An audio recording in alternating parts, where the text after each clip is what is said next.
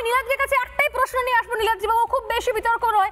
আমি বলছি আপনারা এসআইআরটা চাইছেন না কেন? এসআইআর হলে তো এই ভোটারদের নাম বাদ যায়, আপনারা কি মৃতদেরও নাম বাদ দিতে দেবেন না?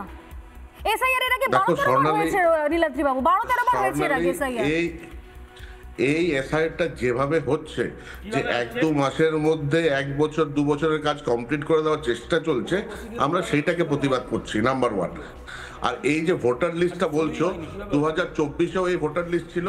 এই সরকার, সেন্ট্রাল গভর্নমেন্টের সরকার, এই ভোটার লিস্টেই কিন্তু দাঁড়িয়ে আছে। তারপরে প্রেসিডেন্ট, ভাইস প্রেসিডেন্ট ইলেকশন হয়েছে, সবকিছু কিন্তু as per this voter list.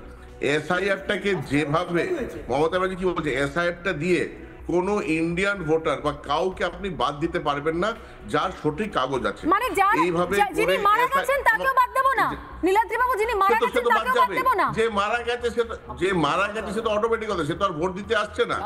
আর এই যে ভোট দিয়ে যায় তো, দেখালে মৃতরা তো ভোট দিয়ে যায়, দেখালে সব জায়গাতে রাহুল গান্ধী এই বলেছে যে এই রাহুল গান্ধী যেটা বলেছে ভোট চুরি, এইটা নিয়ে তো কেউ কিছু কথা বলছে না। আমরা বলছি এসআইআরটা আপনি 1-2 মাসে যেভাবে করতে চাইছেন সেটা বেআইনি। মানে আপনারা চান যে এসআইআর হোক কিন্তু 26 এর ইলেকশনের পরে হোক, তাই তো? আপনি এটা আপনারা চান যে এসআইআর হোক কিন্তু 26 এর ইলেকশনের পরে হোক। ইলেকশন বন্ধ করে এসআইআর হোক। বিহারে যেভাবে ইলেকশন 1 মাসের মধ্যে এসআইআর করে 65 লাখ 65 লাখ লোককে বাদ দেওয়া হয়েছে, এইটা আমরা বাংলাতে হতে দেবে না। টিএমসি এটা বাংলাতে হতে দেবে না, এইভাবে লোকেদেরকে বাদ দেওয়া যাবে না। একদম ক্লিয়ার। সময় একদম শেষ, সময় একদম শেষ। আমি জাস্ট বিরতি নেব, প্রত্যেককে ধন্যবাদ জানাই। তো তার আগে পদ্মা দি একটা কথা বলতে গেছেন, পদ্মা দি এক লাইন। হ্যাঁ, গত 7-8-2025 তারিখে সরবেরিয়া হাই স্কুলে ক্লাস 9-এর একটা ছেলের টুকলি ধরা পড়েছে, যে ভাষাটা বর্মী ভাষা, যেটা আমরা মানে নিজেরাই পড়তে পারছি না, সেটা আমি দেখানোর চেষ্টা করব।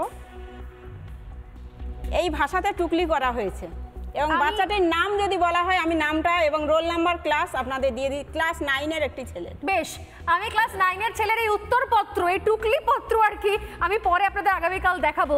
আজকে সময় একদম শেষ। আমার সত্যি প্রশ্ন আপনাদের সবাইকে, যারা এখনো পর্যন্ত তৃণমূলকে সাপোর্ট করছেন তারা বুঝে নিন তারা আসলে কাদের সাপোর্ট করছেন এবং কি জন্য করছেন। সময় শেষ, একটা বিরতি নিয়ে ফিরে আসছি।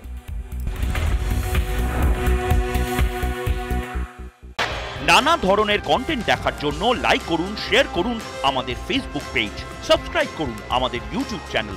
পাশাপাশি অন্যান্য ব্রেকিং নিউজের জন্য অবশ্যই চোখ রাখুন রিপাবলিক বাংলায়।